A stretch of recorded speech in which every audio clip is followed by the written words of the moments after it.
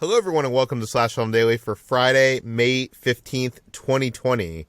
On today's episode, we're going to discuss what we've been up to at the water cooler. This is Slash Film Editor-in-Chief Peter Sciretta, and joining me on today's podcast, Slash Film Managing Editor Jacob Hall. Hello, hello.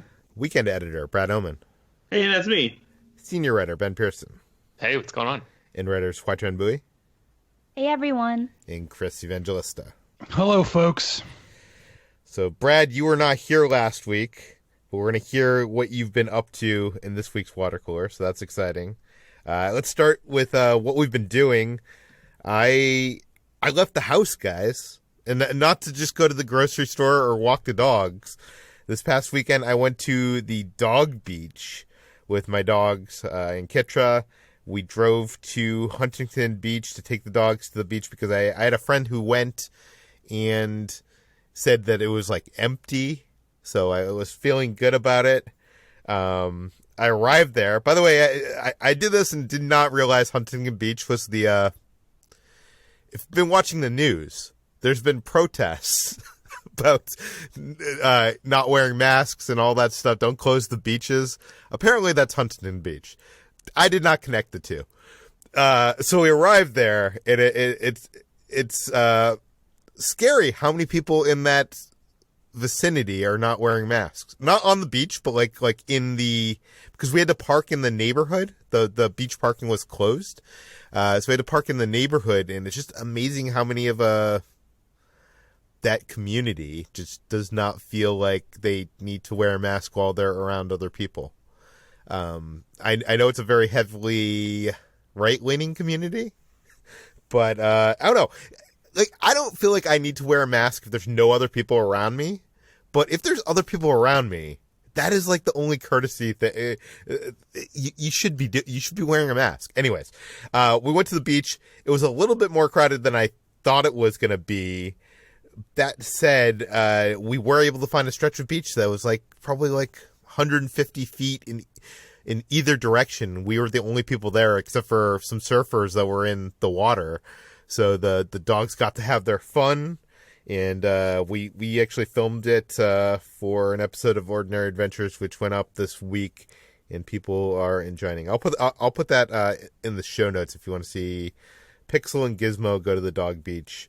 But I will say that it was the most alive I've felt in the last 2 months, getting out of the house and like running on the beach with my dogs, and also it was the most unfit and out of breath and out of shape I felt in the last 2 months, because like I ran with the dogs for just a little bit and I felt like I was going to die.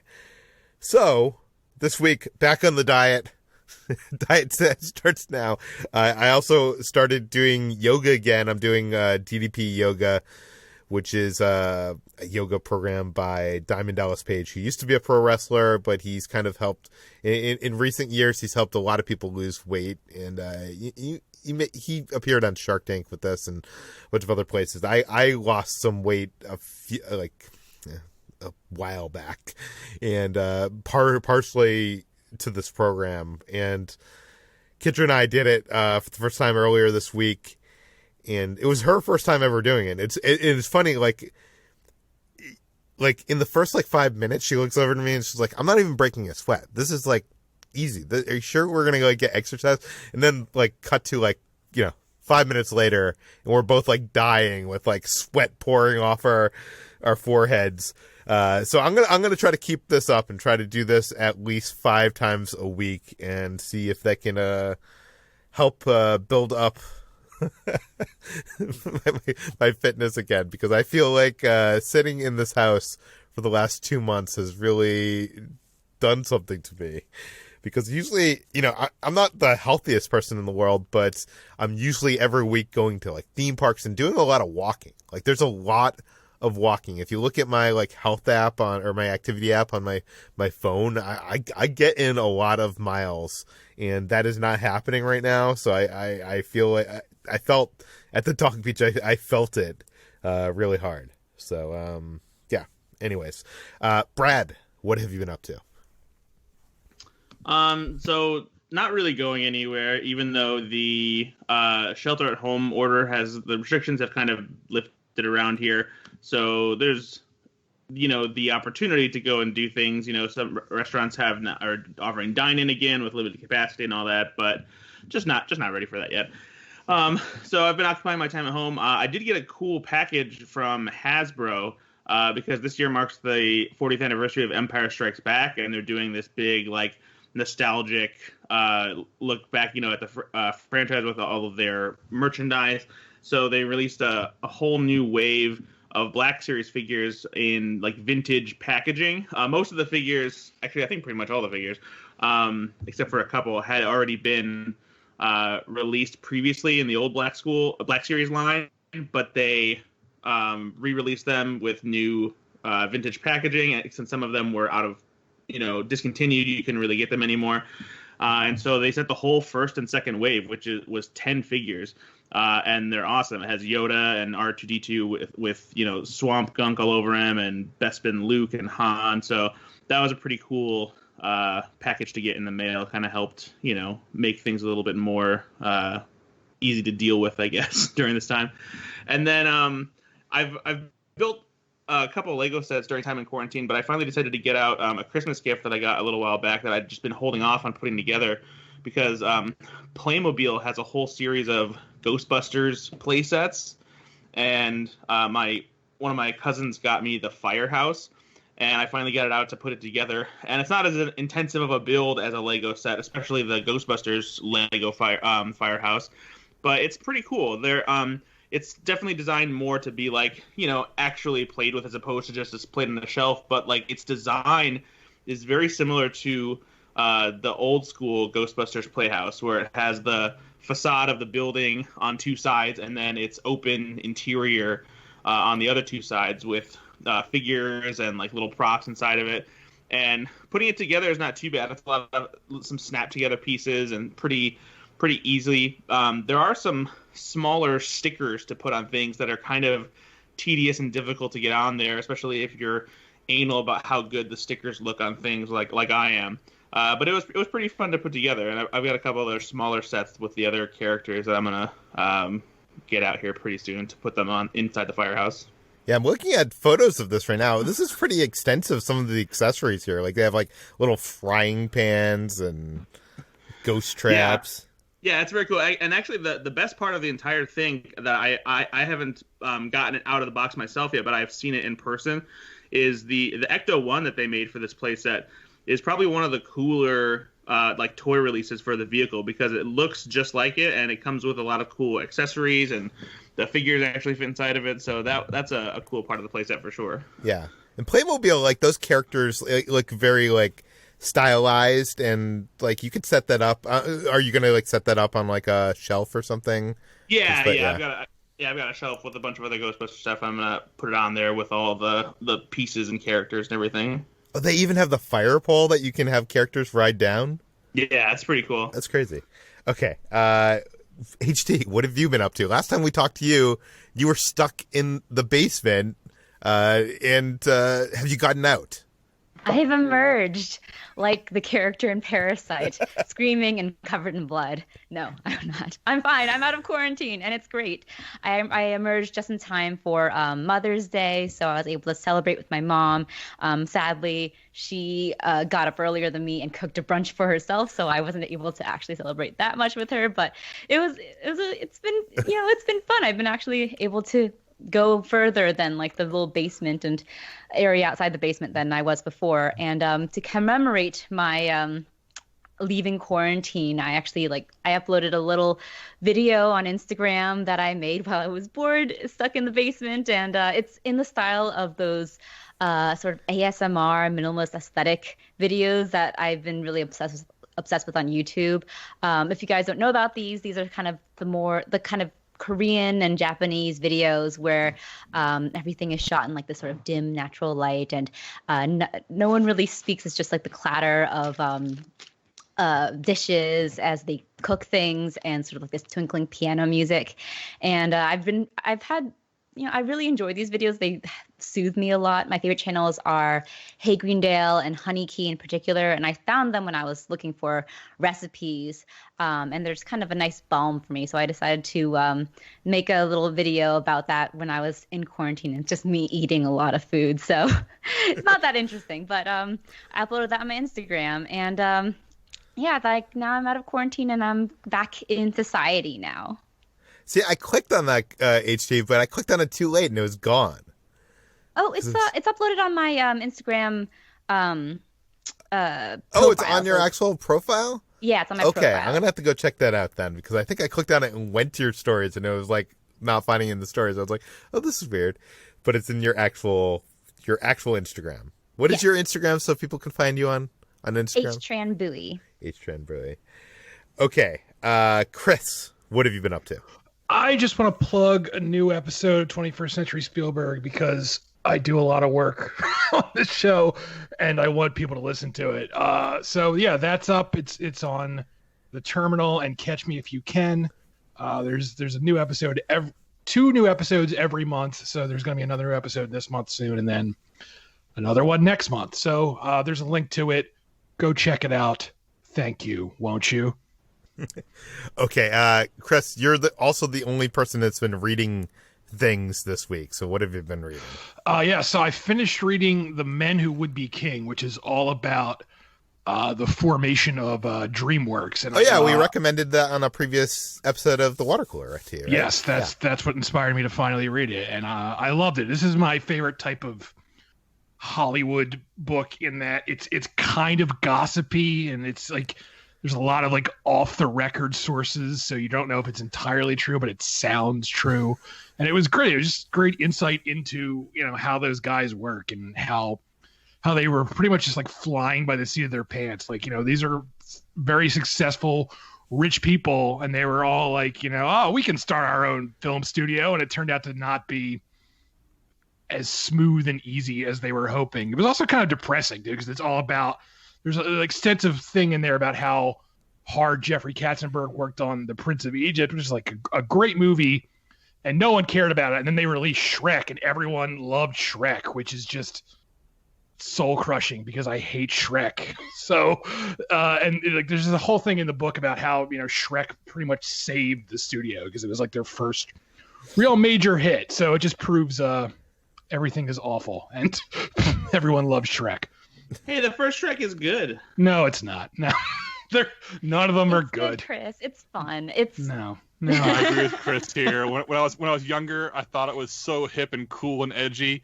I look back now, and I prefer the honesty of other animated movies of the time, like The Prince of Egypt. You can have both. Yeah. Oh, you absolutely can have both, but Shrek is also bad. So I will say that I think when Shrek came out, it was fine. Nowadays, if you revisit it, like a lot of the jokes do not hold up because of them being so, modern. They're very like pop culture-y, and at the time that's great, but you go back and rewatch it now, and I don't know, it just doesn't hold up. Shrek 3 though, that's a no, I never. What about Puss in Boots, Chris? What about Puss in Boots? I didn't see the Puss in Boots movie. Guillermo del Toro was involved in Puss in Boots. You should watch that. Was he? Was he? I did not know that. Yeah, he was a consultant. Well, I saw this whole screening which he introduced, and he was a consultant on it. Like, I don't know how involved he was, but he made it sound like he was involved. I don't know. He was. All right.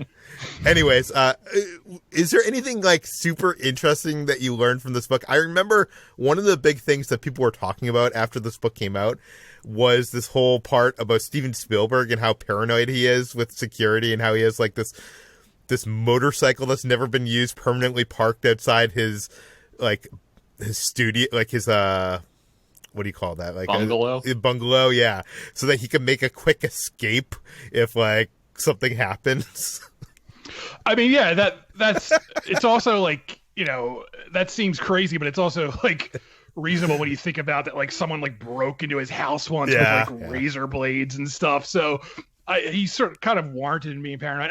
No, the biggest takeaway I had from this book is, boy, it made me really jealous of rich people, because there's just like, it's like page after page of these really wealthy people just like chilling in their huge LA houses. And I was like, man, I will never, ever get anything close to what these people have. Like, there's a whole section about how Amblin had like this fancy chef, and everyone, it was basically like just like it was less like an office and more like just like this really laid back atmosphere where everyone like rolls into work at like 1 o'clock in the afternoon, and there's no like no one really cares about anything, even though they're very successful. And it just made me very wistful for being a very wealthy person, which I never will be. I will be working until I drop dead. So it made me jealous, I guess is what I'm saying. Okay, let's move on to what we've been watching, and I'm gonna to hand this over to you again, Chris. What have you been watching? I watched Capone, which is the new Josh Trank movie starring Tom Hardy as Al Capone.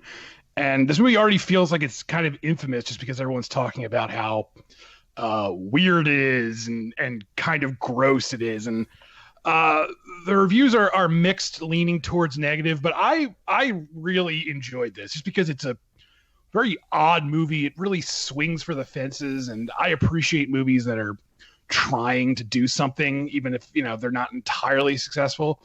Rather than like a standard mobster movie, this is more like a horror movie because it's set in like the last few years of Al Capone's life, when syphilis had pretty much destroyed his mind and made him almost like catatonic. And the movie is from his point of view, and so what happens is, to portray his deteriorating mind, he keeps like having visions of stuff from his past, and he's just basically being haunted by all the terrible things he did. And it gets into like really weird, creepy horror movie stuff, and I really appreciated that. And Tom Hardy is once again just entirely going for it, using a weird voice and looking really different than he really looks. Like, they make him look like he's just like rotting, basically. He just looks like a zombie, basically. But I know people aren't going to dig this, but I really liked it. I liked it probably more than most people, and I would watch it again even. Well, someone who didn't like it is also on this podcast. Ben, you saw Capone? Yeah, Chris, he certainly liked it a lot more than I did. I mean, I on one level, I agree with you that I always find it more interesting when people swing for the fences, and this definitely, it's a pretty small movie, but it definitely feels like a big swing because of those horror movie aspects that you talked about, and just the approach to like such an iconic gangster character who looms so large in the American consciousness, to like break this guy down to the point where he's just coughing up his lungs and spitting into buckets and pissing himself and shitting himself, and just like being this complete like a completely emasculated version of this gangster is definitely an interesting take. But I don't know, the final product, the whole the taking a step back and looking at the movie in the macro, I just didn't really find much to love about it. I think, is Tom Hardy a good actor? Like, am I going to get canceled for even suggesting this? But like, I don't know, guys. I'm really, I mean, he is certainly capable of delivering memorable performances, but I don't know. I don't know. I'm thinking this out as I'm talking, and maybe I am going to get canceled for this, but I'm not sure that I actually like Tom Hardy as a performer. Like, I think the first thing I saw him in was Inception, and that is so far away from every other role that he has taken since then. It seems like he is really like driven into the sort of like crazy voiced, wild-eyed characters, and that is certainly like a choice all the way across the board. But I don't really think I'm on the same level as Tom Hardy.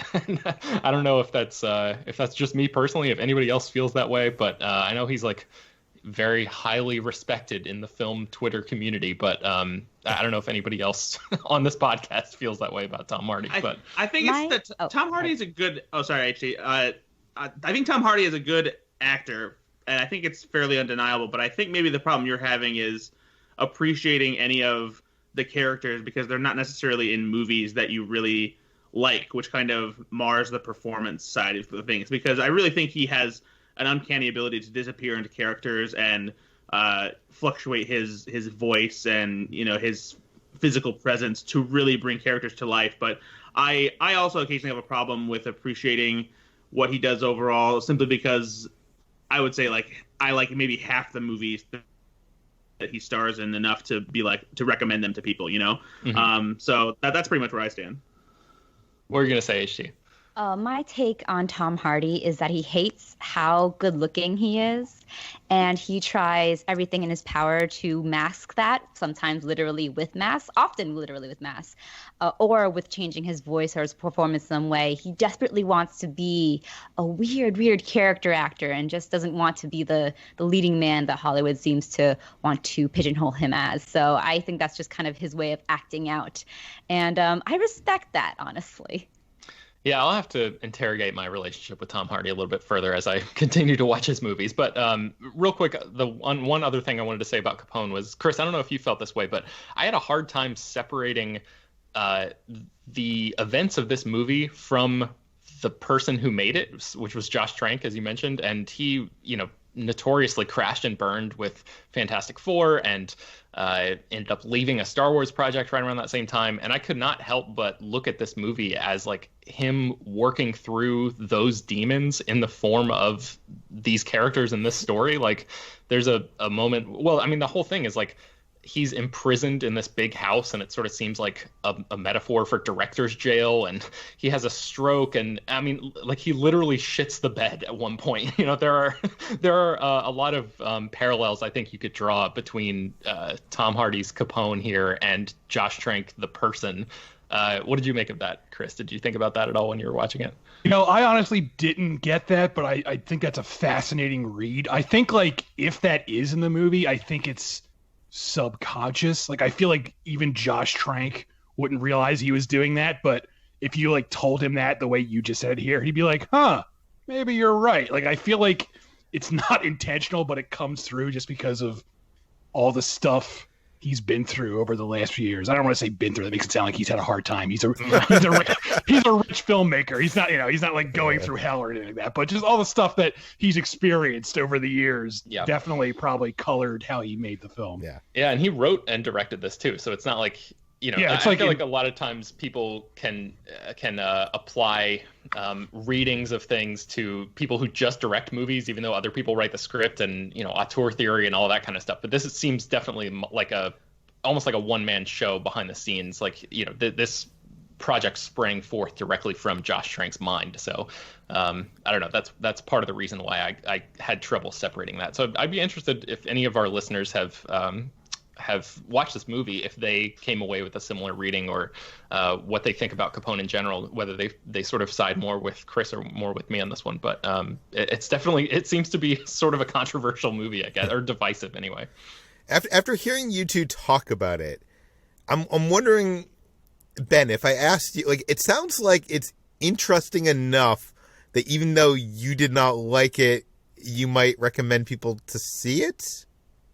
I would recommend like my film friends to see it. Yeah, like people who I know are like big movie lovers and constantly watch stuff all the time. Yes, I would. But like for my parents or more average moviegoers and stuff, I would say absolutely skip it, because I don't think there's anything really that is going to be for them. Really, I think this movie is more interesting to me anyway as like a like I said, sort of a reading on Josh Trank. And, if you know about Josh Trank, if you've seen his previous movies, if you've read all the behind the scenes stories and stuff like that, I would recommend watching it just to see what you think about that reading, and just to watch it for Hardy and for Linda Cardellini and for Kyle MacLachlan, who pops up for like 2 seconds in this movie. There are things that are worthwhile, and those horror elements Chris mentioned, all of it is kind of interesting. I just didn't really like it, but yeah, I think for film literate cinephile type people, it's worth watching. But for like the average viewer, I would say absolutely not. Okay. Ben, would it be improved if it went by its original title, Fonzo, instead of Capone? It's kind of I feel like Capone sets up a different expectation for what the movie is compared to Fonzo. Is that a weird thing to bring up? That actually makes a lot of sense to me, because Fonzo is a much better title for this movie because of what I was talking about before. Like Capone makes it seem like it's going to be this, sort of masculine portrayal of this iconic character, and this movie is like defiantly not that. It is. Yeah, I don't think they really. I think they say the words Al Capone maybe once or twice in the movie, and it's like, if you blink, if you tune out for 1 second, you might miss it. So it's almost like the movie, like everybody just calls him Fonz or Fonzo throughout the entire film. So I think that's a much more appropriate title for what this is, but I also understand from a marketing aspect, like nobody understands what the hell that is. And if you just, the one word Capone will get a lot more people to watch it, even though they have no idea what they're in for when they press play on this thing.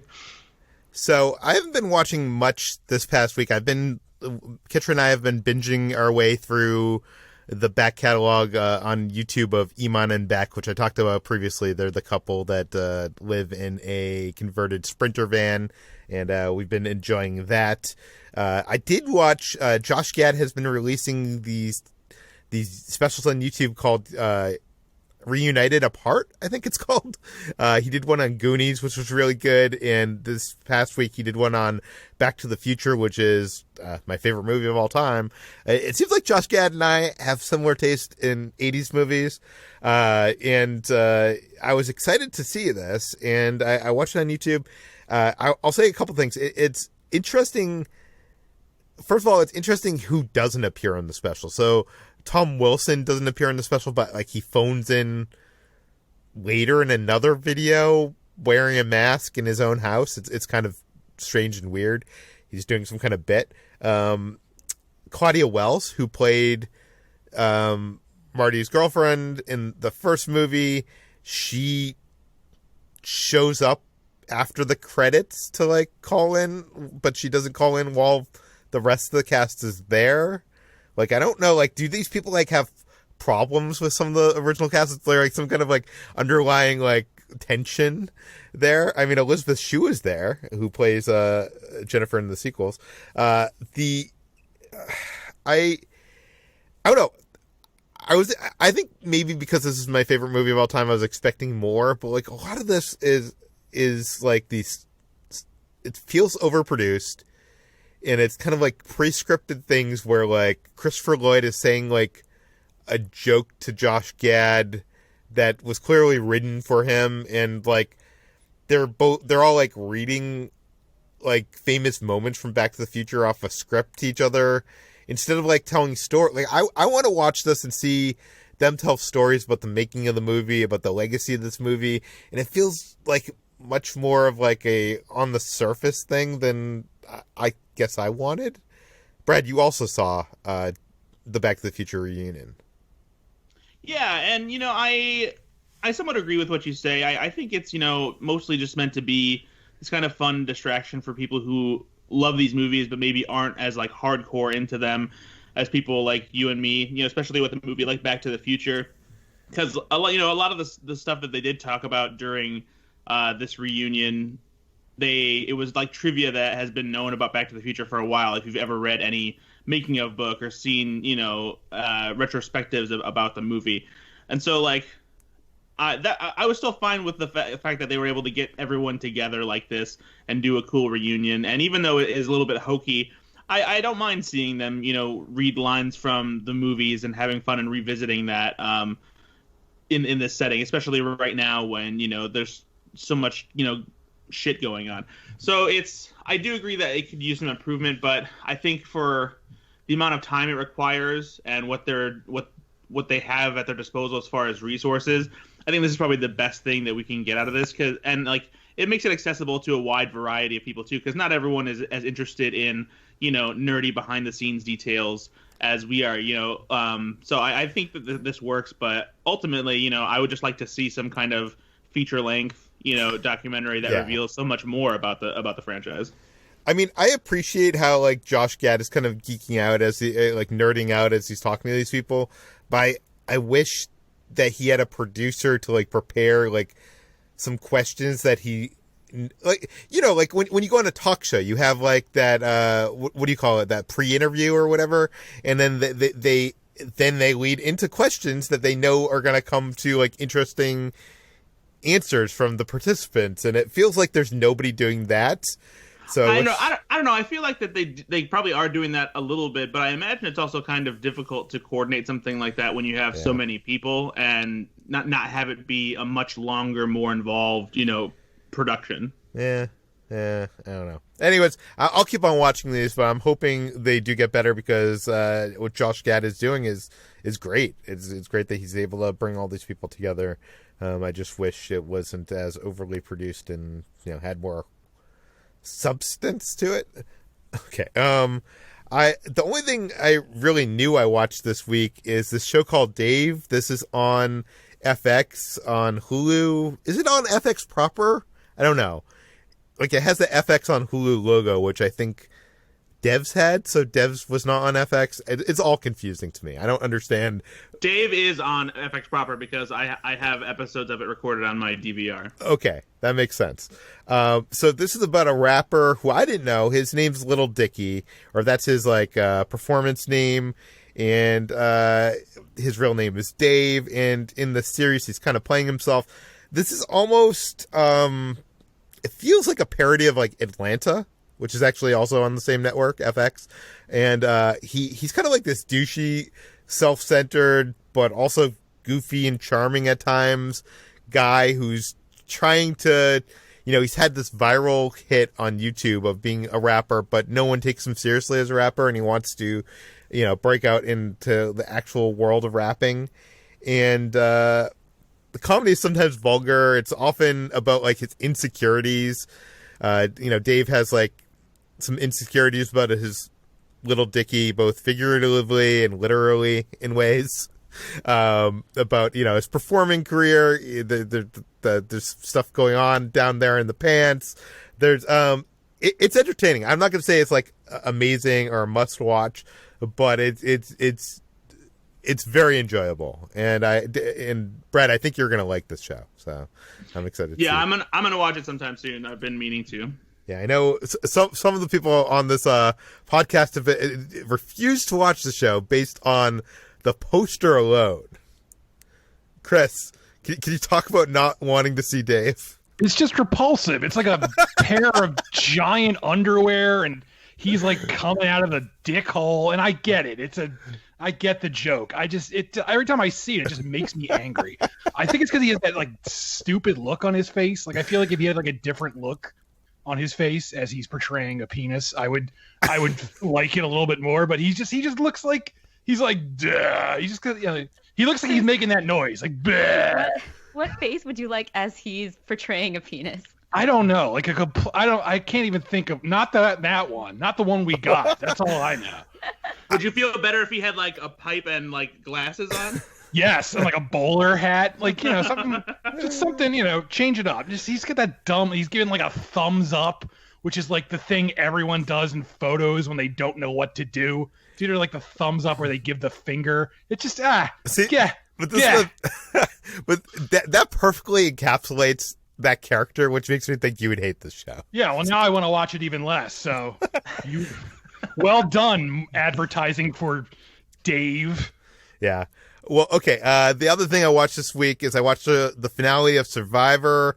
This is the 40th season. This is Winners at War. So this was like an epic. All the contestants were previous winners on Survivor. It's never been done before. And usually, if you don't know, the finale of Survivor usually is like this double episode. And at the end of the double episode, the jury, which are the previous members that were voted off, they get to vote out of the remaining three people who is going to win the $1 million. This year it was $2 million, and they go and they write it on parchment and put it into a thing, and then Jeff Probst takes the container holding all the votes and he walks off into the jungle, and then we cut to Los Angeles where we're in a soundstage and all these people are now like, in normal clothes, and there's like a reunion episode, and then they read the votes and we find out who wins, and there's kind of like a reunion aspect to the whole thing. This year, obviously, that couldn't happen because of the coronavirus. So Jeff Probst walks off into the jungle and then somehow appears in his garage where they have built a Survivor-looking set, and he reads the votes while the three contestants are over Zoom. So a little anticlimactic for like the biggest Survivor season of all time. I will say my friends Jeff and Lauren suggested, like, we watch Survivor with them sometimes. Like, we'll usually watch like the first episode of the season, like the last episode of the season, and they suggested like, let's watch it over Zoom or FaceTime. And I was like, oh, that's gonna be so stupid and so annoying, and like we're gonna hear an echo over the recording, and it was kind of a little bit annoying. We would have to like get it so that it like lined up properly, but I can't tell you how much fun it was to like watch this 3-hour finale with good friends over the internet, over FaceTime, just being able to, you know, have back and forth while like things were happening during the show. It was just a good time. So I don't know what you could do that with, but I would highly recommend if you have that opportunity to hang out with friends and watch something. I guess like you could do that, like they have that whole Netflix party extension on Chrome and stuff like that. But I definitely see the appeal of that after watching the Survivor season finale with friends over FaceTime. So, but that's all I've been watching this week. Brad, what else have you been watching? I dove into some Netflix movies. One that I've been putting off for a long time that I felt like I finally needed to really get around to watching because I had heard so much about it, and somehow I managed to avoid any spoilers ruining what this movie is actually about, which I heard it's so much better to go in blind, and that's The Perfection. And man, this is one twisted, fucked up, gnarly thriller. There's so many cool twists and turns that like just left me like, what the fuck is going on in this movie? And it's just very suspenseful, very tense. The cast is great in it, and yeah, it goes in completely unexpected directions. And if you haven't taken the time to watch yet, if you haven't heard of The Perfection, I don't even watch a trailer, don't read anything about it. But yeah, go watch it on Netflix. It is such an intense thriller to watch, and especially to watch blind. I'm so glad you liked it, Brad. Jacob and I feel like we're banging the drum for that one a little while back, and it didn't have the support that it deserved, I think. So I'm glad people are finding it. Yeah, and at first too, without necessarily giving anything away, I was like, oh no, maybe this isn't the best movie to watch during this current time period. But then that's all I'll say. I also watched Coffee and Kareem, which is a Netflix movie starring Ed Helms and Taraji P. Henson. And this was a movie where the script made it on, I think, like the lower end of the blacklist a few years ago or something like that. It's an R-rated comedy that is probably best described as like a raunchy adult version of Cop and a Half in a way, because it teams up Ed Helms with this really sarcastic and obnoxious young kid who doesn't like that he's dating his mom and tries to enlist the help of a drug dealer to scare him. Ed Helms as a cop, and then he ends up witnessing a cop getting killed, and they're on the run. And it's pretty decent. It's not quite as polished comedically as I would have hoped. It felt like it could have used maybe another draft, some punch-ups, because there's sometimes where it just feels like there's a little too much dead space. It's breezy, but I just feel like there's a little too much time in between laughs. But it's better than I anticipated, because honestly I wasn't expecting much from it, even though the script had been, praised in the industry before it got produced. But definitely what really helps is the presence of Terrence the Little Gardenhigh, who plays Kareem, and he's basically like doing the same kind of thing that Bobby J. Thompson did in Role Models, where he's just being inappropriate and vulgar and hilarious, and you don't normally see kids acting like this. And also, who is great in this is Betty Gilpin. I know a lot of people like her from Glow and stuff like that. I haven't seen tons of her work because I haven't watched Glow, but everything I've seen her in, she has been outstanding in. But she is particularly great in here as a detective. She has some hilarious one-liners, the way she rips into Ed Helms. So that's Coffee and Kareem. It's available on Netflix. And then I also watched last night. I saw that it debuted, and I was like, you know what? Why not? I watched The Wrong Missy, which is a new Happy Madison production on Netflix starring David Spade. And the trailer, I was like, yeah, this looks like more of the same. And on some levels, it is. But it's not... I don't think it's good, but I don't think it's nearly as terrible as I thought it was going to be. So the premise is David Spade plays this guy who's trying to get a promotion at work, and he's getting ready to go on a work retreat.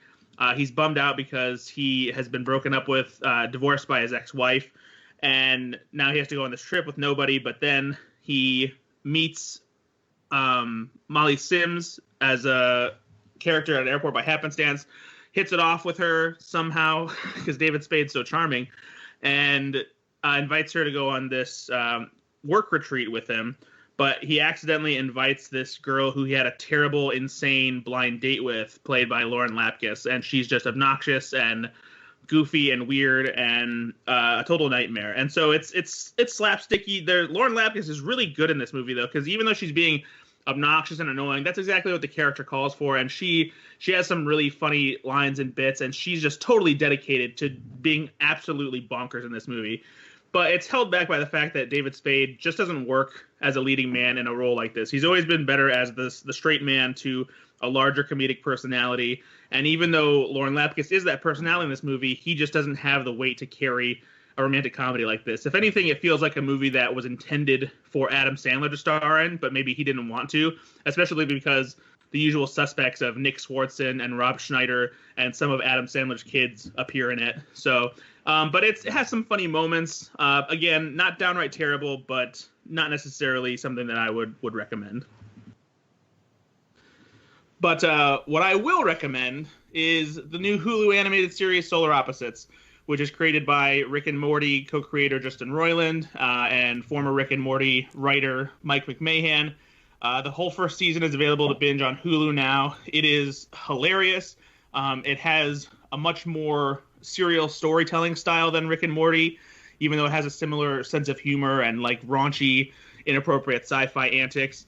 But the way it mixes that kind of sci-fi, raunchy Rick and Morty with the classic sitcom style of these four aliens passing their time on Earth while they wait for this little being to evolve and terraform the Earth to give them a new planet to live on. It adds a charm to what is also something that is really grotesque and dark and weird. But it's hilarious. And there's also a B plot in the show that slowly starts to take form as the series continues and really is given a huge push towards the end of the season. And so if you want to find out more about that, it's in my review, but there are a couple big surprises in the show that I don't spoil that make this the first season of the show feel surprisingly ambitious and not just like it's treading water trying to be like Rick and Morty. So give it a shot. It's hilarious. Very cool. And what else have you been watching? And then just really quickly, I rewatched The Cable Guy, which is a fun, dark, weird piece of Jim Carrey's filmography.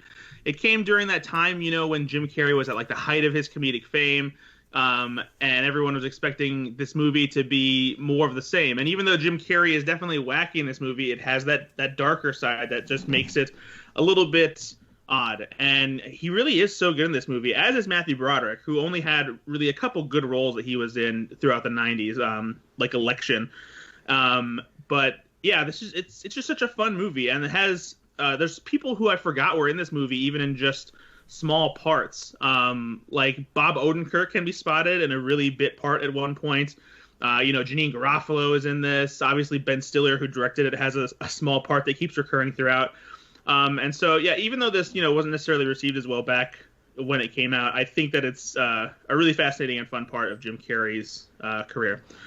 And then one movie that I recently talked about in the quarantine stream, our ongoing recommendation column for movies to watch while you're stuck at home, Not Another Teen Movie, which is one of the rare great spoof movies that came out in the 2000s when Friedberg and Seltzer were the primary, spoof people doing stuff like Epic Movie and Date Movie and all those garbage parodies that, like, they tried to use the popularity of movies at the time to make spoofs, but really all it was an excuse to make shitty pop culture references that were dated within like the same year. But Not Another Teen Movie is like a great spoof of high school movies from the 80s, 90s, and even some of the early 2000s.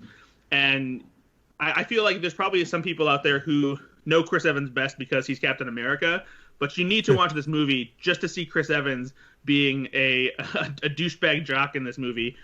He does some really hilarious stuff that you wouldn't expect Chris Evans to do because it was earlier in his career, and it's just very funny. It's definitely got some more juvenile humor here and there, but the spoof side of it feels like it's in the same spirit of stuff like Airplane and the Naked Gun, where it really genuinely spoofs the genre as opposed to just making lazy, side jokes. Yeah, I remember really liking this one, and I'm not a fan of spoof movies. What other spoof, like, movies that are spoofing a genre do you, like, were actually good? Like, I remember liking the original Scary Movie, or maybe I was the first Scary Movie is still great, I think. They definitely got worse as they went on. A recent great example is They Came Together with Paul Rudd and Amy Poehler, which spoofs the romantic comedy genre really well, especially New York set romantic comedies. Walk Hard, the Dewey Cox story. Oh, yeah, that is awesome. Yeah, perfect parody of Walk the Line and other music-based biopics. Some people would say that movie ruined music-based biopics going forward. Like, absolutely. That it's almost impossible to watch, like, a serious one be produced after that. Yeah, absolutely. Yeah. Jacob, what have you been watching? I watched Bad Times at the El Royale, the Drew Goddard's follow-up to Cabin in the Woods. And I was at the world premiere of this at Fantastic Fest 2 years ago, where I was thoroughly underwhelmed. And I feel like most people were underwhelmed by it too, and it was a huge box office bomb. But it's been kind of sticking in the back of my mind for 2 years now. It's sort of lingering back there, having me thinking, did I miss something? Is this better than I thought it was? Because images from it, lines from it, moments from it, kept on creeping up in the back of my brain, so I figured it was time to give it a revisit at a time when I wasn't 8 days deep in a film festival watching a 2.5 hour slow burn thriller after very little sleep. And I think I was wrong. I think really El Royale, I think it's a really good movie. I mean, maybe it's uneven and maybe it doesn't quite achieve what it needs to achieve, but in years later, I'm prepared to admit I was wrong about Bad Times at El Royale. I think it's a really, really good movie that with such an interesting goal and about such interesting things, especially in the wake of Once Upon a Time in Hollywood, which is a celebration of 1969 and sort of a movie about how this era deserves to live. And then you have this movie made by a different filmmaker, which literally puts 1969 on trial in a hotel that's a metaphor for purgatory, with a Charles Manson figure acting as judge of a kangaroo court. And it's, I don't know if maybe it's become interesting because it now has a counterpoint to make it interesting, but knowing what it was and knowing the shape of the film going in, I think it's a really good movie, and one that I would hardly recommend people who wrote it off seek it out now that we're a few years past its release. So I guess I'll ask you guys, not just Bad Times at El Royale, but is there anything you've seen recently that you've turned around on as you realize you were wrong before? I'm curious to hear about anyone else have any similar experience.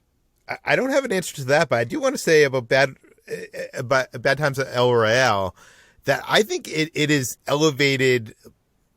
Like it is great, but like the story, I think, I don't know. For me, I feel like the first half of this movie builds up this mystery that the second half kind of doesn't deliver upon in a way that was satisfying for me, or maybe I should say it was not what I wanted the second half of the movie to be. And then you had kind of like these cartoonish kind of portrayals of like, the Charles Manson kind of character, and it kind of got a little wackier. Yeah, I get that. That's my reaction when I first saw it too, Peter, because I was expecting, a potboiler, a really exciting thriller. It was second viewing where I realized that the thriller aspects were red herring from a movie that's literally about the sins of America and the people representing them being put on trial in hell. And once I realized that, I go, oh, this is not what I thought it was at all. And then it worked for me. Maybe I'll have to give this another try, because I remember sitting in a screening room at the first screening of this, and I was halfway through the movie and being like, this is going to be my favorite movie of the year. And then the second half of the movie just kind of totally did not pushed me away from that. But I guess, does anybody want to answer Jacob's question here? Has anybody seen any recent movies that has completely turned them around to a movie that they didn't otherwise love? You know what? The Emperor's New Groove is actually pretty great. No, I'm kidding. That movie is trash. I hate that movie so much. Okay, continue. I don't have anything, but I just want to weigh in and say Bad Times at the El Royale is in fact good. It's a little uneven, but the cast is so great. Cynthia Erivo and Jeff Bridges are like so good together. I want them to like be in other movies like as a team, because like halfway through the movie they team up and they have like this really great easygoing like chemistry together, and I was really impressed by that. And Chris Hemsworth is so good as this Charles Manson figure. I think this is another one of those swing for the fences movies where they don't hold back. It's like everything and the kitchen sink, and I always appreciate when films do that. I feel like this is another one of those times for me, at least in the second half, that this film is like firing on all cylinders except for the script. But I don't know. Maybe it's, I don't know. There are times where I will admit that I think it's not that the movie is bad. It's maybe the movie wasn't what I wanted from it, and maybe this is it, because I know what. So that's exactly how I felt. You what you're saying is exactly how I felt the first time I watched it. So I think maybe it's time for a revisit for you. Yeah, maybe I will. Okay, Jacob, what else have you been watching? I watched a movie called Z, just the letter Z. It's a Shudder exclusive, the Shudder streaming service. It's a horror film, and I clicked play hoping for just a good time, something silly to watch while having a drink with my wife. And I don't know where this movie came from, but it scared the friggin' hell out of me, guys. Like, it's been a long time since a movie had me on my, like, literally on edge, like, genuinely upset and afraid for scares coming around. And there's one jump scare in particular. It's the best jump scare since the Insidious kitchen scare. If you know what I'm talking about, then you know that one. My wife, who's a horror movie veteran, she doesn't spook easily. She literally screamed full volume in our living room when it happened. This is a movie about a woman and her husband. They have a son. He's a bit of a loner. He has an imaginary friend named Z, and as you can imagine, Z turns out to be real and to have malicious intentions. And maybe other people will have different reactions. Maybe I'm crazy, but I found this movie so goddamn scary. Chris, have you seen Z? I need to know if I'm crazy or not. I have seen this. I don't love it. I do like that jump scare you're talking about, but I think the movie is just, I think the ending really fizzles out because it feels like they didn't know what to do with it. I have to add, I was also like guilted into seeing this. I was at the Overlook Film Festival where this played there, and so did Daniel Isn't Real, which is another imaginary friend who turns out to be real and evil thing. And I was in the theater with Megan Navarro, who writes for us sometimes, and she was like, I think I'm going to stick around and watch Z. And I was like, ugh, another imaginary friend movie. And the director was like walking by and he was like, actually, it's a lot different. And I was like, I feel like a real asshole now. I have to sit here and watch your movie because I felt really bad. And then the movie wasn't that great. So I felt vindicated even though I sat through it. But it's okay. I do love that jump scare you're talking about, though. That's really effective. Oh, man, I think it's really scary. And if you have Shudder, it's like 84 minutes long, and I think there's enough good scares in it to at least be worthwhile. Maybe you won't have the same reaction I did, which is to be like actively scared by it. But I had a great time with Z. That's streaming on Shudder. Cursed Films. I binged all in one sitting. This is a new documentary series covering film productions that were quote unquote cursed. Covers The Exorcist, The Omen, the Poltergeist series, The Crow, and Twilight Zone, the movie. Sets where things went really, really wrong. And the documentary series tries to get to the bottom of it. It tries to understand what went wrong on both, literal levels and metaphysical levels. Like, for example, the Omen episode, which is a set where it was plagued by all kinds of chaos. They bring in, filmmakers who are there, like director Richard Donner. They bring in film critics to talk about the production. They bring in like academics and professors and researchers to explain why we embrace the idea of curses and while we look for supernatural explanations for bad things, but they also bring in like exorcists and witches and paranormal like black magicians and Satanists to like explain the idea behind curses. And there's a crazy scene in the Omen episode where a YouTuber black magician puts a curse on a film production to prove it can be done. And it's like it's just a really insane thing. It manages to be really entertaining and enlightening and educational while also exploring every side of it. Like, are these film productions actually cursed or is it bullshit? And it does it in a really fun, satisfying, unique way where it doesn't write off the idea of a film being cursed, but also doesn't shy away when a filmmaker comes on screen and says, no, we weren't cursed, stop propagating this. Also, like for the darker episodes, like The Crow and Twilight Zone the movie, where there were active deaths on set, it does a really fine job of explaining what went wrong in a really sober, coherent way. Like, this is the first time I think I fully understood how the accident on set of The Crow really happened, and they do it by bringing in a special effects artist to sort of recreate it in a safe environment to like demonstrate on camera how things went wrong. And the episode about Twilight Zone, they bring in a production designer from that film who, in like a haunting talking head, explains how he saw things falling apart in front of him. So it does a really good job of balancing being reverent of the people who were harmed, but also being a really, really entertaining series about curses and about how we need to believe in curses in order to justify tragedy. I know, Chris, you reviewed this for us. Did anybody else see this? Or Chris, you have anything else to add? No, I really liked it. The Twilight Zone episode really made me conflicted because it really made me realize what a scumbag John Landis is, and it's like awkward for me because I like a lot of John Landis's movies, and even though I'd obviously known about the Twilight Zone accident and I've actually seen the footage of it, which is featured in this, so be warned if if you're squeamish about that stuff because it is kind of brutal to watch. Wait, what about it made you change your mind on him? It's just the way they talk about it, like the people who were actually there, just talking about how this wasn't just like a casual accident. Like, John Landis took a lot of steps to make this happen, and he, first of all, like, he wasn't working with actual child actors. Like, he basically pulled kids off the street because child actors, there are laws, you can't have them working at night, and this was a night shoot.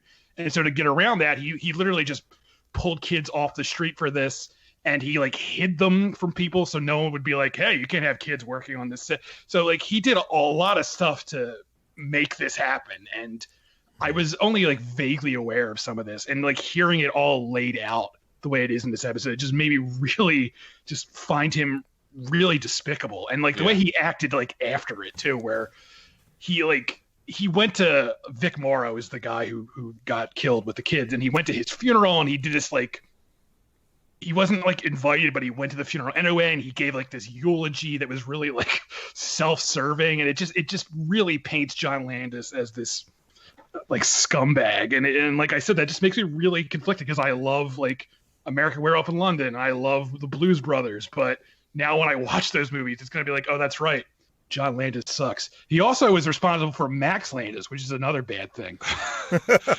But yeah, there's a really, really amazing moment in the doc series. I don't want to say too much more because if you have a Shudder subscription, you really should watch this. But with the interview, Lloyd Kaufman, the head of Troma Pictures, who's makes low budget schlock, like dirt low budget schlock, and they interview him like saying, when you have no money, how do you be safe on a film set?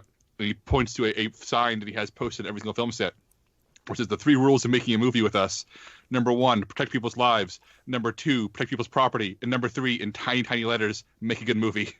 So when you have other filmmakers like chiming in to explain like how irresponsible it was, and that episode's fascinating. The whole series is great. I think the Exorcist episode is probably the weakest because the Exorcist production wasn't nearly as plagued with chaos as people think it was.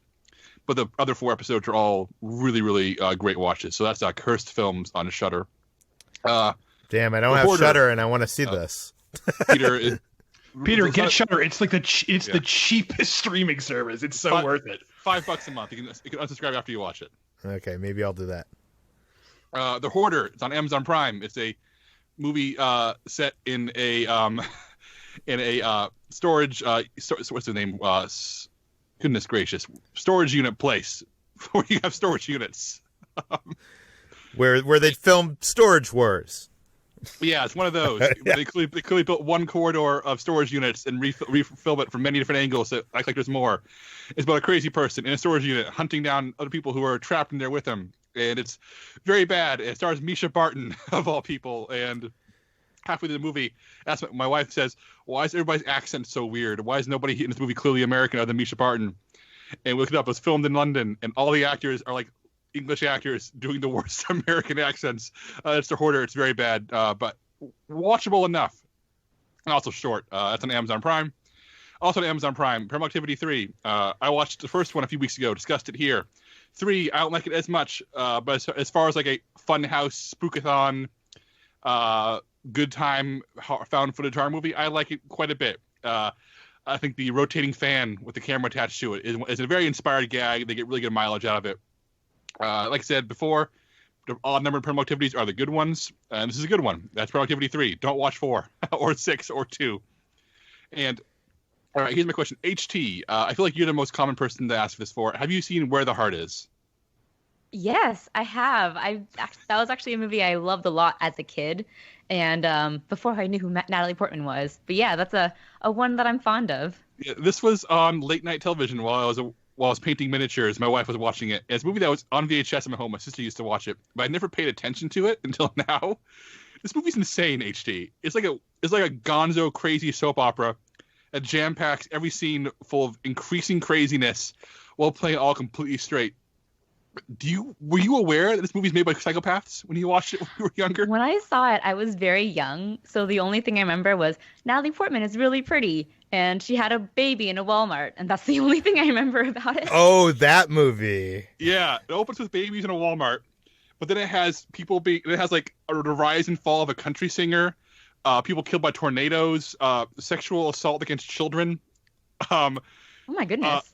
people being run over by trains. It goes places.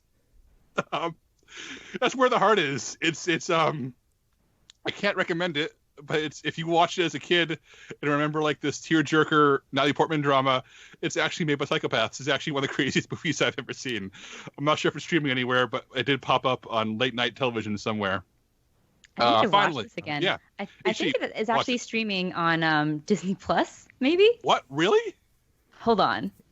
Really? I get the feeling that my roommate was watching it recently on a streaming service. Maybe it wasn't. It was somewhere else. But yeah, I don't know where it's streaming actually. Never mind, not Disney Plus, but you can probably find it somewhere. We'll figure that out. Finally, I finished The Outsider. It took me a long time to finish it, not because it was bad, because after episode 4, we just fell off. We just episode 5 happened. We said we'll watch it next week, and we never did. We watched the final stretch of episodes. I watched episodes 5 through 10 on like 2 sittings, and I liked it. I think it's actually an improvement on the Stephen King novel. It makes a lot of really sweeping changes, all of them for the better, at least for a television adaptation. I think Ben Mendelsohn is really good here. Cynthia Erivo, her again after Bad Times El Royale, really good here. I feel like there's some choices here that don't quite come through as much as I want them to. Because the book is very much a straightforward, suspense horror thriller, and I feel like this one, the TV adaptation, is trying really hard to make a grander point, perhaps about how a supernatural, tragedy devouring monster has found a perfect place to hide in modern American society, where tragedy happens so much we write it off, so it can sort of lurk unseen inside of that. And I feel like if that's the intention, it's maybe 2/3 of the way baked. It's not quite there. I wish it was there a little bit more. But I do think that as a horror thriller series, The Outsider really is excellent, even if the middle chapters are maybe a little flabby. Chris, I know we talked about this when it first came out. You reviewed it for us. Did the ending stick the landing for you? I can't remember if we talked about this in the show or not. Yeah, I liked it overall. Like you, I think it's better than the book. I do think this should have been shorter. I forget how many episodes it was. It like 8? I feel like it should have been like. It's 10. It should be like 7. Yeah, it should be like like 4 to 7, like 10. Like there are long stretches where characters are like just driving to get food. And while I appreciate them trying to make it like down to earth and show like these nuts and bolts things, like there really didn't need to be a scene where two characters like drive across the county to get wings or something like that. Like, it's like, you could probably cut that out. But overall, the cast is really good. Ben Mendelsohn is so great. He's great in everything, but he's great in this. And, the ending sort of kind of fizzles, but I kind of feel like that's the fault of the book, because the book ending kind of fizzles too. But overall, it was pretty good, but it should have been shorter. Ben, what have you been watching? So I finished watching Never Have I Ever, which is the Netflix series that was created by Mindy Kaling. Last week we talked a little bit about this. I had only seen the first episode, and HT had seen the whole thing, and she was raving about it and really enjoyed it. And I am happy to say that I also really, really love this series. I think it's one of the best Netflix original series that exists on the platform. So I give it my highest recommendation. I think I saw some outlet write a piece about how it's sort of like a great Mother's Day kind of show, like a perfect stealth Mother's Day series. And since this past weekend was Mother's Day, that seemed appropriate. And it really is. Like, the show is supposed to be about this relationship that this girl is having with her classmates and her love life and all that kind of stuff, but it ends up being more insular by the end, and sort of turns a little bit more inward and deals a little bit more with her family life and family situation. And it's just so great. It's the perfect distillation of everything that Mindy Kaling has done well as a writer. So that is Never Have I Ever. It's on Netflix right now. Definitely check that out if you've not watched it. I also watched Deliverance for the first time. This is the 1972 movie produced and directed by John Boorman, who did Excalibur and a bunch of other films. This one stars Jon Voight, Burt Reynolds, Ned Beatty, and Ronnie Cox, who I had no idea that this was Ronnie Cox in this movie. The idea of Deliverance has loomed large in my life for, I don't know, probably 20 years at this point, and I've just never seen it. The whole dueling banjos guitar thing is like one of the most famous things from this movie, and I like tried to learn how to play guitar when I was 15 or something. I play a little bit, but I'm not very good. But when I was around that age, I sort of like learned how to play some of the dueling banjos stuff, and I knew it was from this movie, but I didn't really know much about this movie. Ronnie Cox is a character actor who has been in a ton of stuff like RoboCop and Total Recall and Beverly Hills Cop 2 and all that, the first two Beverly Hills Cop movies anyway. And I had no idea that he was a part of this cast, which has Jon Voight and Burt Reynolds as like the two, I guess, primary leads. But the movie is about these guys who I think are from Atlanta, and they go out into the woods and they want to do this sort of canoe trip down this river that is about to get destroyed. This whole area of the land is about to get destroyed because a dam is going to be coming up, and there's going to be like a forced man-made lake situation that sort of wipes out this whole section of the land, and they want to sort of return to their nature roots and experience the land. And then they come across these sort of backwoods hillbilly guys who end up doing some awful things to them. So I don't know how much you guys know about what happens in Deliverance, but it's definitely a movie that requires like a trigger warning, I think. It has some pretty unnerving sexual assault stuff going on in there. But overall, I think it's weird to say I enjoyed the movie, but it definitely feels like the kind of rough and tumble, difficult to make movie out in the elements kind of thing. Like, Mad Max Fury Road has that vibe where it's like you can really feel that the people out there were actually doing the things that they're depicted doing on screen.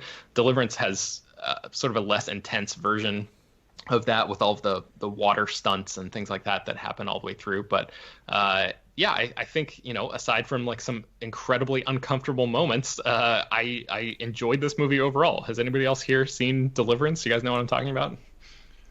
Yeah, the movie's really good. It's also, as you said, really intense, and there's probably the most famous scene in the movie that we can't talk about on this podcast. Is kind of scene that would send up every single movie studio a red flag today. They would just flat out refuse to let them be released with that scene in it. Mm-hmm. So it's really upsetting because it feels like a product of its time, and that it's literally a film that would not get made ever today. And It's really upsetting for that reason. Yeah, that's totally true. And it's not streaming anywhere. I watched it on Turner Classic Movies, but it is available to rent on all of the different platforms. So if you want to give Deliverance a shot, you can do that. Ben, And then, yes. Have you seen Southern Comfort by any chance? No, what is that? I don't think I've ever heard of that. All right, so Southern Comfort, that's actually streaming on Amazon Prime right now, and it's sort of like the same movie, but not. Is It's this about from 1981? Yeah, it's about these Army Reserve guys, and like Powers Booth is in it. You know, all those cool male character actors, and they're on like a training exercise in like the bayou, and they all have like blanks in their guns because it's like a training exercise. They don't have like real guns, but these locals see them with their guns, and they think like they're coming to like invade their backwoods bayou huts, and they start like hunting the army guys down. Oh, wow. And it's a really it hasn't really aged well. It's not a very PC movie, but it's very entertaining and very violent, and it's sort of like a parable for the Vietnam War, because it's guys in the jungle with guns that are useless, and they're getting picked off one by one. So now that you've seen Deliverance, I recommend checking that out. That's on it because they're very similar movies about manly men being hunted down by backwoods dudes. Huh, interesting. Yeah, I will definitely add this to my list. Yeah, Walter Hill directed that. That's fascinating. Yeah, I second this one too, Ben. It's something else. It's a trip. Okay.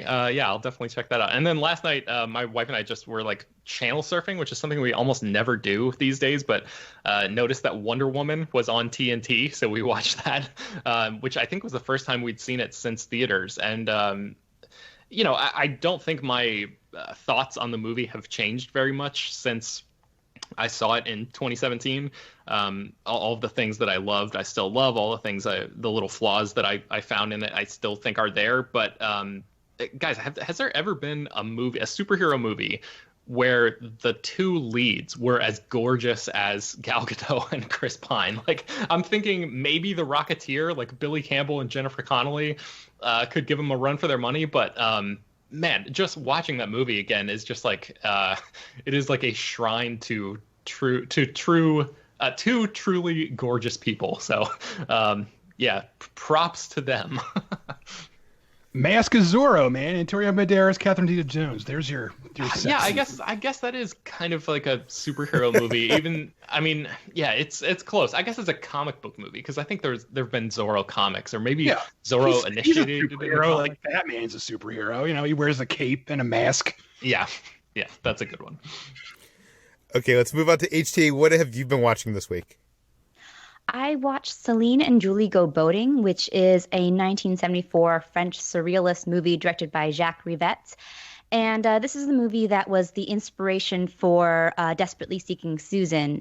And I came into this with my expectations for French New Wave films, which I tend to either I like or love, but they sometimes, with their bucking of narrative expectations, will be a little bit overlong or a little on the just kind of meandering side.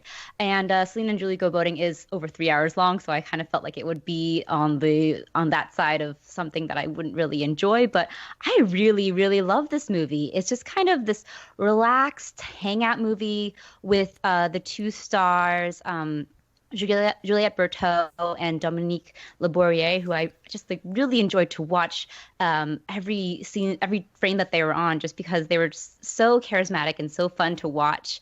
And it follows a woman who's kind of this conservative librarian who sees another woman walking through a park, and she's dropping all of these items, a scarf, a hat, some sunglasses, and she starts picking up these items to try to give them back to her, but ends up just kind of following her around the city and watching her go about throughout her day.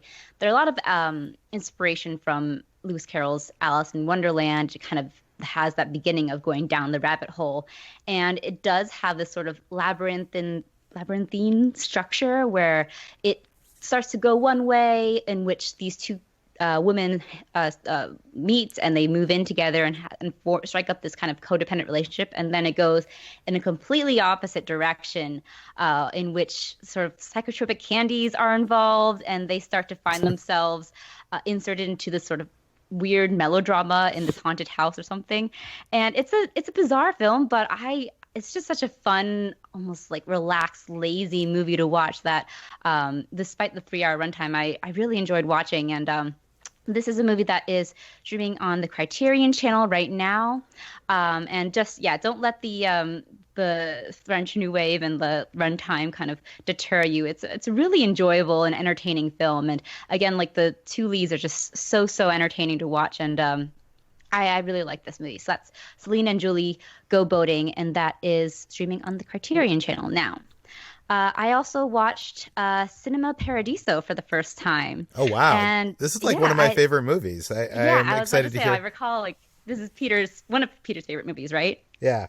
I'm excited to hear. Do you know which version you watched? Because I'm not sure if you know this, but this movie was, when it was originally released in Italy, it was like 150 minutes long or something, and then it had like poor box office, and Harvey Weinstein took his scissor fingers to it, and then it got cut down for release. But that original version won, like, I think the Cannes Film Festival, maybe? I don't know. I could be wrong. It also won the Oscar for Best Foreign Language Film, I think. And Best Foreign, and that. But I think it might have also won a special jury prize at the Cannes that year. But that was not the version that was released. And then later, they released a director's cut that was like even longer, like 175 minutes or something. So do you know which cut you watched? I watched the director's cut. It was on HBO Go. Although I was a little bit, the format, the dimensions for this movie, I felt like were cut off because it was the HBO does this sometimes. HBO is bad with aspect ratios. Yeah, the aspect ratio was off because I could tell at some points that half of the screen was missing, and I was like, okay, this is strange. I thought this was the director's cut. But yes, I watched the director's cut, not the theatrical version that was released to the US. And I enjoyed this film. It is kind of like it's a movie that it's a coming of age film that follows this young boy in post World War II Italy, whose love for movies kind of drives him throughout like his childhood, and it's kind of like this one through line as he goes through all of the ups and downs of adolescence and everything. And it's set within the framework of him as an adult director who is thinking back on his life and the tragedies and pangs of first love and all those kind of things. And I enjoyed this film. I couldn't help but think of the similarities to Pedro Almodovar's Pain and Glory, which has a similar sort of premise. It's about a director who is kind of aging and later in life and stuck in a rut creatively, and starts to think about his own childhood and how he kind of grew up in that cinema house, and how that love for film really just kind of inspired him, and was just like this one constant throughout his childhood. And I like Cinema Paradiso, but I feel like some of the more sentimental 1980s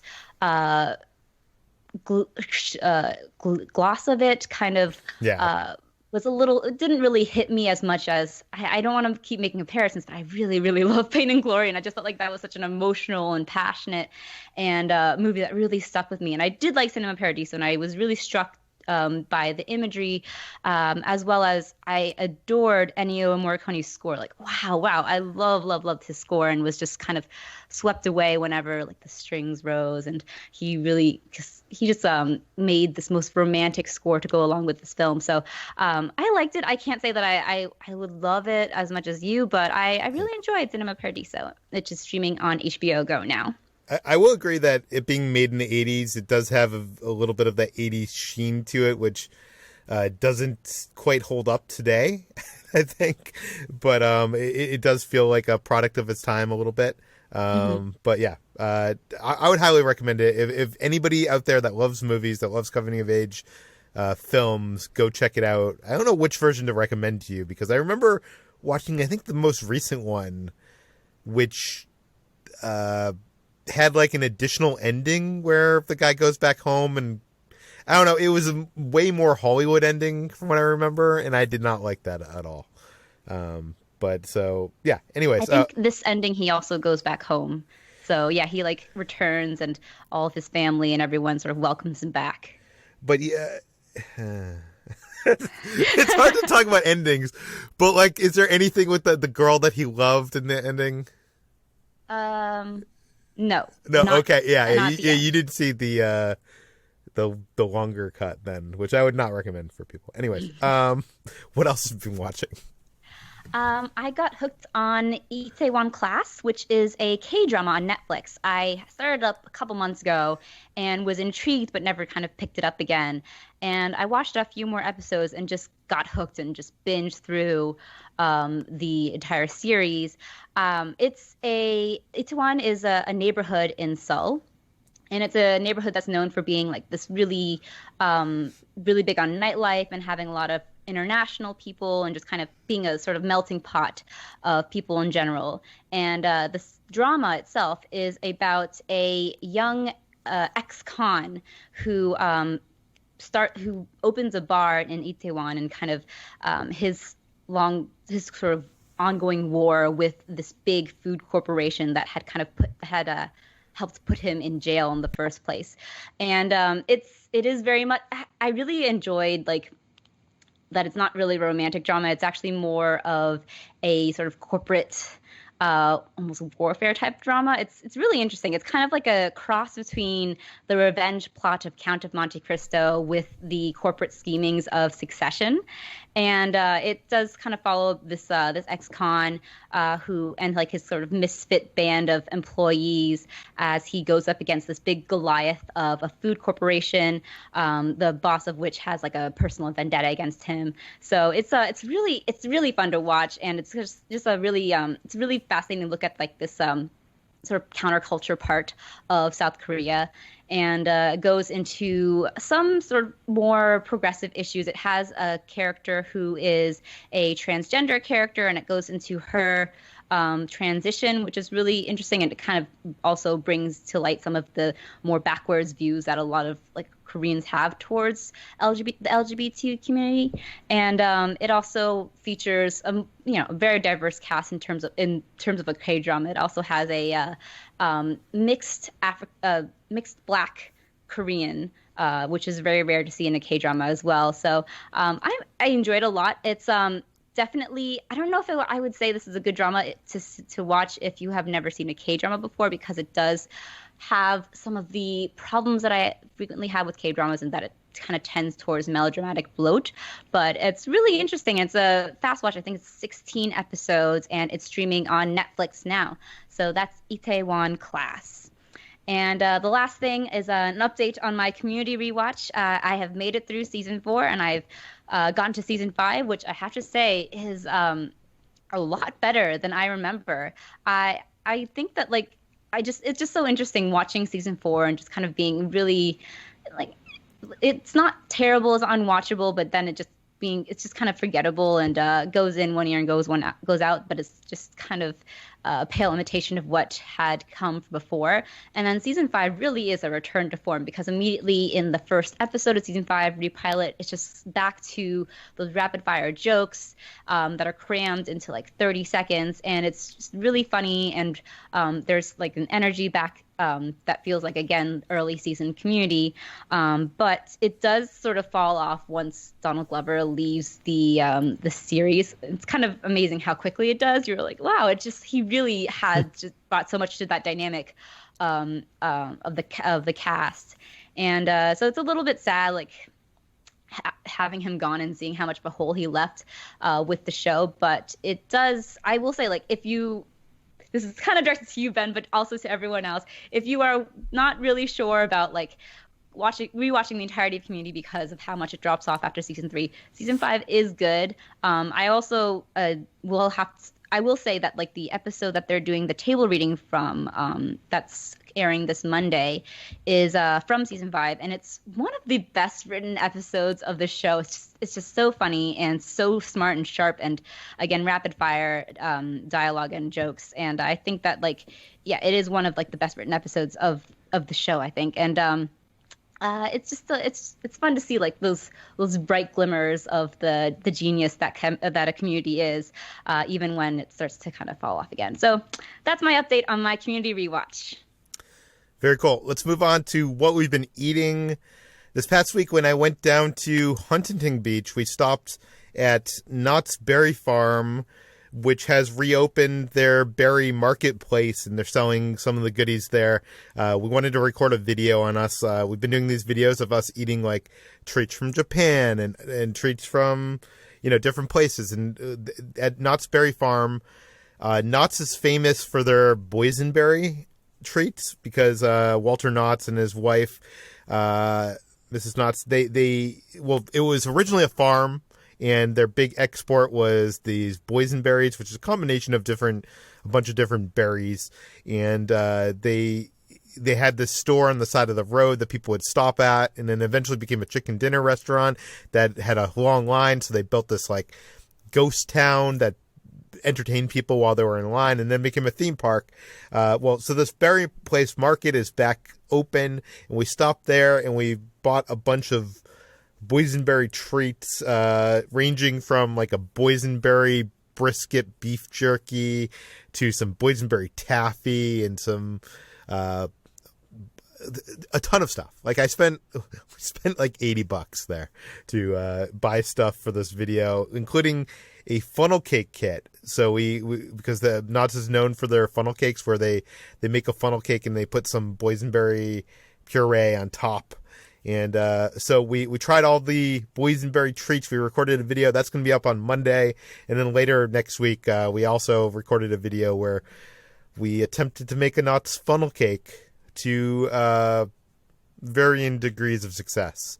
I will say this, that making a funnel cake is not as easy as it looks, in that like it takes like some precision on like when you're pouring that batter into the oil, like you really need to get it like very stringy so that like when it's boiling, like you like we ended up pouring way too much, and it became kind of like this big glob of like almost like a pancake of some kind, where you really need the air to be in there so that you get the crispiness of like the strings to make what is funnel cake. Anyways, that video will be up next week. You can check that out. We also, on the way back from the dog beach, my friend was like, there's a Slater's 50/50 near there, which I've heard about for years. I used to be like when I went to San Diego Comic-Con, people would take a journey over to Slater's 50/50. This is a famous burger place that I think might be California only. Who knows? I did not look up that information, so I'm making assumptions.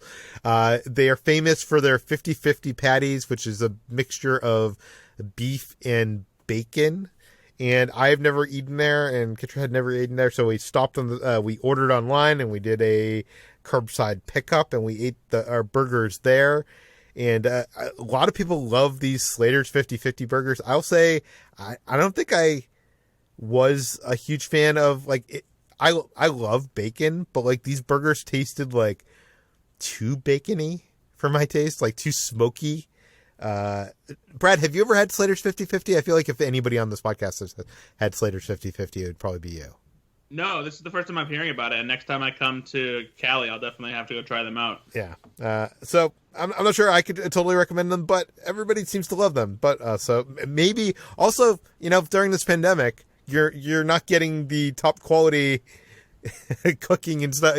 Maybe it was just like we got a bad batch too. Anyways, but it was good. It just wasn't great. Brad, what have you been eating this week? I got my hands on a couple new variations of Pepperidge Farm's Milano cookies. They have caramel macchiato and Irish cream, and both are really good. The caramel macchiato ones have a nice mix of caramel and that kind of coffee flavor that mixes well with the Milano style cookie. And Irish cream, I'm somebody who really likes Bailey's Irish cream, and making certain alcoholic drinks, with them, and they've captured the flavor of Irish cream in these cookies. Obviously, it doesn't have an alcoholic taste, but it does have that creamy sweet flavor to it that also goes well with the Milano cookie. But the thing that I was most excited to get my hands on recently was Dunkaroos, which are back from the dead. If you weren't a 90s kid, maybe you don't know Dunkaroos. Dunkaroos was this little, snack pack of cookies that you dipped into either chocolate or confetti style white frosting. And they were all the rage in the 90s, and they stuck around for a good long while. Apparently they were actually around in the United States until about 2012 when they were discontinued. But then they were still around in Canada for another few years after that. And I remember hearing about people who had a kind of a craving to go back to the 90s, having them shipped in from Canada because that's the only place you could get them. But now, with nostalgia being all the rage, Dunkaroos are officially back. Right now, you can only get them at 7-Eleven, but they'll be available everywhere later in the summer. Right now, they only have the confetti white frosting available, and so that's what I picked up. And man, they're still good. The frosting tastes exactly like I remember it. I'm a little bummed because the chocolate one was my favorite one, but these are still good. I do wish, and honestly, I don't remember because I know the chocolate one had these like graham cracker style cookies, if I remember correctly. But these with the white frosting, they're more of just like a regular generic cookie, and they don't have any shapes anymore. It's just the circle with the D logo on it.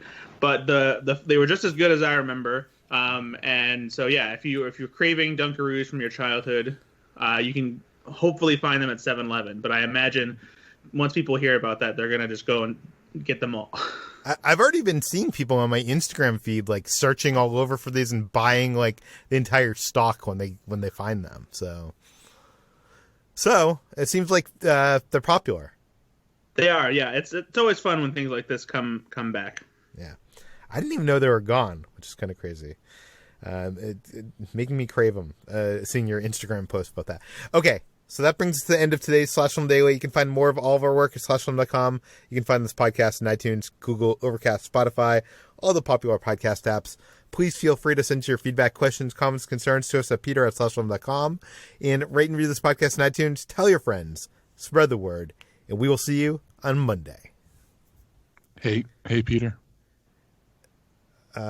Peter. Yeah. Hey, Peter.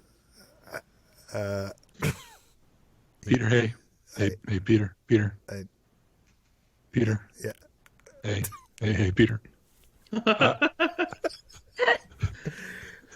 I've opened up the gargantuan book of defense and effrontery, sharp retorts, riposte, caustic quips, implied put-downs by Louis A. Safian. Above the page, 214 nicknames.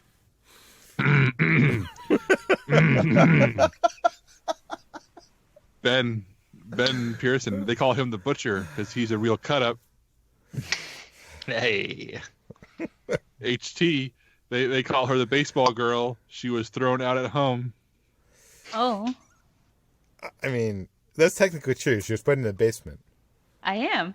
Chris. They call him Bean. Anyone can string him. Sure, I'll go with that. Brad. They call him Blacksmith. He shoos his daughter's boyfriends out of the house. When was this book written again? That the blacksmith joke? 1891. Well, Peter, they call you the bottler. When you go for a fling, no one can stop her. Wait, what? I didn't even. When you go, they call you the bottler. When you go for a fling, no one can stop her. Why do you ask him to repeat that, Peter? Just pretend you understand. The best part about the bottler one is I get it. That's whole. And I changed the gender without reading it beforehand, so technically it should be to call her the bottler. No one can stop her. Mm-hmm. So, but I'm just keeping it as it is. They call Peter bottler. When he goes for a fling, no one can stop her. Wow. Okay. Have a good weekend, Peter. Everybody. Hey, Peter. What? What, Jacob? Happy Friday. Thank you.